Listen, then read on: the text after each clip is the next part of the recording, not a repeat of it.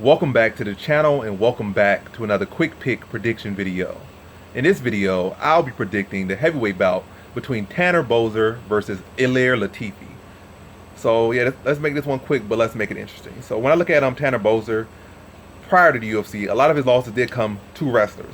And looking at how he got off the ground, or really didn't get off the ground in those fights, it's pretty interesting. I'm not saying he got laid on every single round, but 2 of 3 in some of these fights. And every single time I didn't see him get up to his feet. So I see an issue with wrestlers, but that's in the past. This guy is, what, 29, about to turn 30. And what was that, 2017 or even prior to that. So you guys seen that, that's about 4 years. So maybe a 26-year-old, maybe 25, maybe even 24 if you stretch, a young fighter. So maybe he got better since then, and you will hope he got better. And now you got him in the UFC. His takedown defense record or ratio is at 100%, but he has only had 2 takedowns attempted on him, so it's currently at 100%. So he has not really fought a wrestler. So again, only 2 takedowns attempted on him. Not going against a wrestler who's going to shoot 10 and plus, or 10 or well, 10 and sometimes 10 plus, or even 5 takedowns in a single fight, or even 3. He only had 2 takedowns, period, attempted on him in his whole UFC career, and those were by 2 different people in 2 different fights. So it wasn't a case of he went in one fight, guy attempted 2 takedowns on him. It was 2 separate fights. One guy seriously sucks at wrestling, and one guy has a solid well-rounded game, but he didn't need to wrestle, so he only just did it to mix it up. And then he didn't get the takedown, but he didn't really. It wasn't a problem for him. He continued to pick him apart on his feet. So, and I'm talking about Cyril Gain or Cyril Gane, and like solid fighter right there. He didn't need to get the fight to the ground. He was winning the strike on the feet. I mean, he was out striking him on the feet. He was just trying to mix it up. But yeah, it wasn't a case for the wrestler who needed to get it to the ground or like was a major part of his game plan or needed to get a win.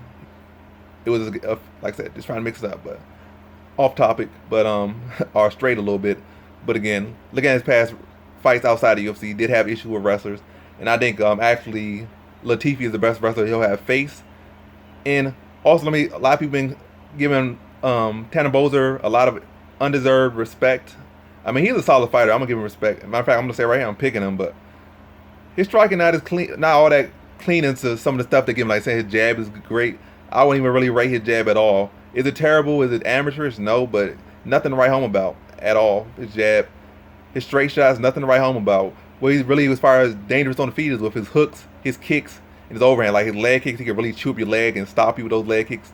Well, probably more on the mid-tier, the lower-tier level of fighting or competition, but still very dangerous, very effective at all levels, though. Fight ending at this level, no, but definitely can factor in heavy at any level of the game. Like, so good leg kicks, good movement, good overhands, good hooks. But again, kicks, overhands, and hooks, all things that could easily get you set up for takedowns. And I've seen in those fights in his past where he got taken down. Like, when people come in with aggression, he reacts by throwing hooks or overhands, which all leave you open to takedowns, especially against the cage, where he often ends up when people pressure him. And I've seen in those prior fights where he's pressured against the cage, react by throwing a hook, and his opponent duck under, get a clinch, got a body lock, and then slowly work to drag him down to the ground. And when they get him to the ground, unable to get up. So I could definitely see a path where he just gets laid and walled and stalled and laid and prayed to a decision by Ilir Latifi. Like I said, Ilir Latifi may not be what, 5'10" or 5'8" versus a 6'2" Tanner Boser, but Tanner Boser also isn't a very big light heavyweight. I mean, a big heavyweight.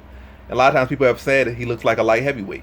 He's 6'2", but he's not the biggest guy. He's not no big muscle-bound dude. He no bodybuilder. He like not a very big dude. He's 6'2", but and also I'm not saying he's not no slim, slender dude, but he's definitely not a guy that's on the slimmer side as far as heavyweight, or he's on the less.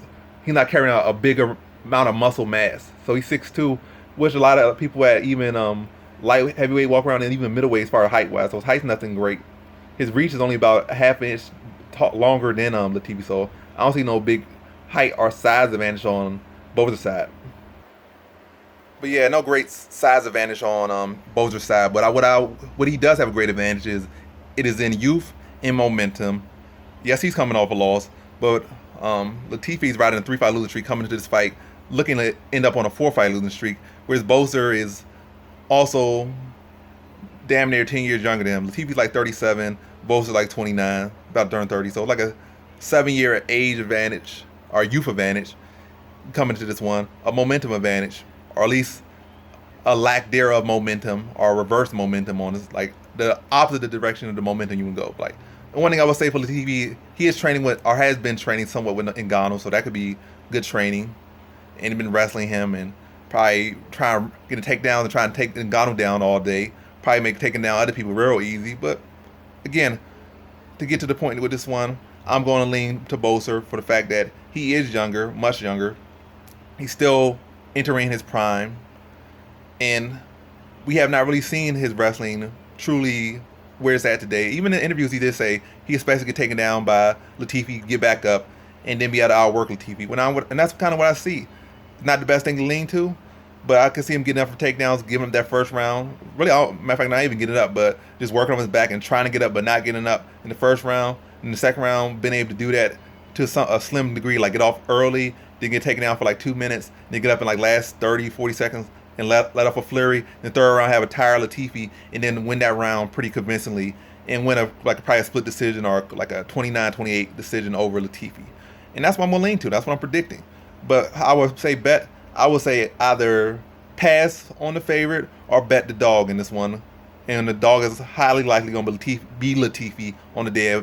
But pass on it, but bet on the dog, I would say, if you are betting. But that's just my thoughts on it. So for my official prediction, I have Tanner Boser via decision.